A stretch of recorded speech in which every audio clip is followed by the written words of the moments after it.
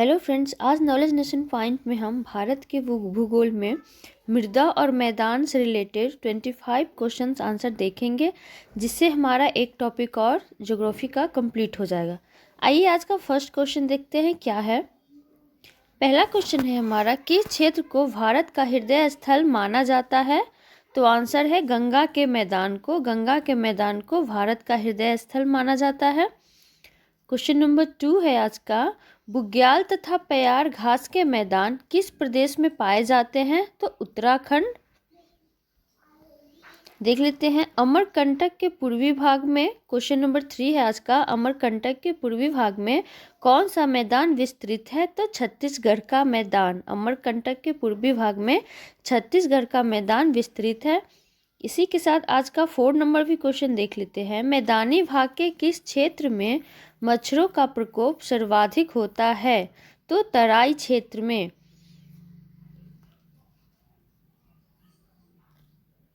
5 number question है, बांगर का निर्माण किससे हुआ है?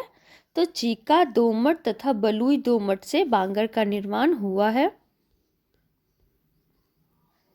6 नंबर क्वेश्चन है, किसी की दृष्टि से सर्वाधिक महत्वपूर्ण कौन कृषि होगा यहाँ पर।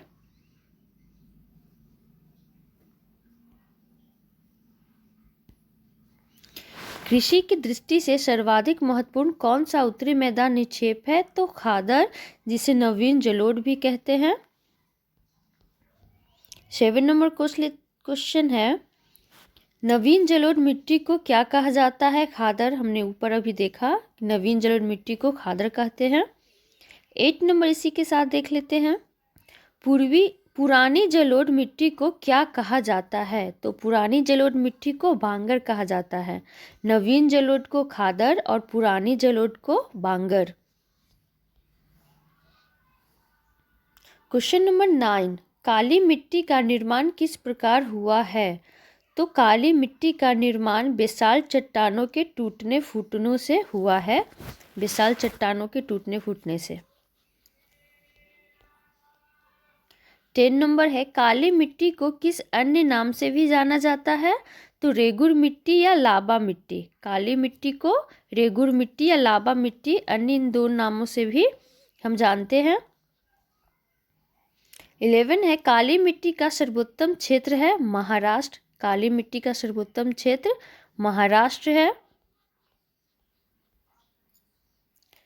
क्वेश्चन नंबर 12, कछारी प्रदेश में किस प्रकार की मिट्टी पाई जाती है? तो खादर, जिसे नवीन जलोढ़ कहते हैं, खादर। देख लेते हैं नेक्स्ट क्वेश्चन है हमारा 13 नंबर, ज्वारनंद मुख किस तटीय मैदान की विशेषता है? तो पश्चिमी तटीय मैदान। ज्वारनंद मुख पश्चिमी तटीय मैदान की विशेषता है। क्वेश्चन नंबर 14, किस तटीय मैदान को अटलांटिक तट की उपमा प्रदान की गई है? तो पश्चिमी तट। पश्चिमी तटीय मैदान को अटलांटिक तट की उपमा दी गई है। क्वेश्चन नंबर 15, निचले गंगा मैदान में रेखा नदी तक के तटीय विस्तार को क्या कहा जाता है? तो उत्कल का मैदान। उत्कल का मैदान। क्वेश्चन नंबर 16 है आज का, लेटेराइट मिट्टी में किसकी बहुलता होती है? तो आयरन और सिलिका की। लेटेराइट मिट्टी में आयरन और सिलिका की बहुलता होती है। आइए 17 नंबर क्वेश्चन देख लेते हैं, लाल मिट्टी का रंग लाल क्यों होता है? तो लौ ऑक्साइड की उपस्थिति के कारण लाल मिट्टी का रंग लाल होता है। 18 नंबर आज का क्वेश्चन है, लाल मिट्टी की प्रवृत्ति कैसी होती है? क्वेश्चन नंबर 18 है, तो अम्लीय। लाल मिट्टी की प्रवृत्ति अम्लीय होती है। 19 नंबर, मृदा को किस प्रकार के तंत्र की उपमा प्रदान की गई है? तो जीवित तंत्र। मृदा को जीवित तंत्र की उपमा प्रदान की गई है। क्वेश्चन नंबर 20 रहा, मृदा में जल की मात्रा कितने प्रतिशत होती है? तो 21%, 21%।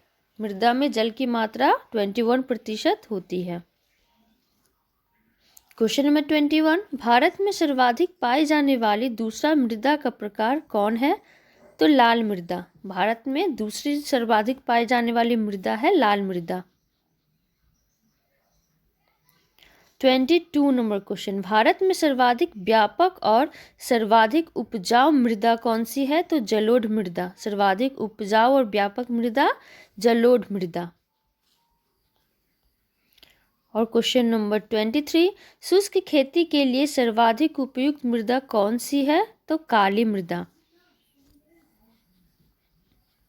24 नंबर क्वेश्चन देख लेते हैं, केंद्रीय मृदा संरक्षण बोर्ड का गठन कब किया गया था? तो 1953 ईस्वी में केंद्रीय मृदा संरक्षण बोर्ड का गठन 1953 ईस्वी में किया गया था। अब इसी के साथ आज का लास्ट क्वेश्चन इस वीडियो का, सर्वाधिक लवणीय मृदा किस प्रदेश में पाई जाती है? तो गुजरात। सर्वाधिक लवणीय मृदा गुजरात में पाई जाती है। इसी के साथ मृदा से रिलेटेड भी हमने सारे क्वेश्चंस कर लिए। अब नेक्स्ट वीडियो में एक नए टॉपिक के साथ मिलते हैं। अच्छी लगी हो वीडियो तो लाइक कर दीजिएगा। Thank you.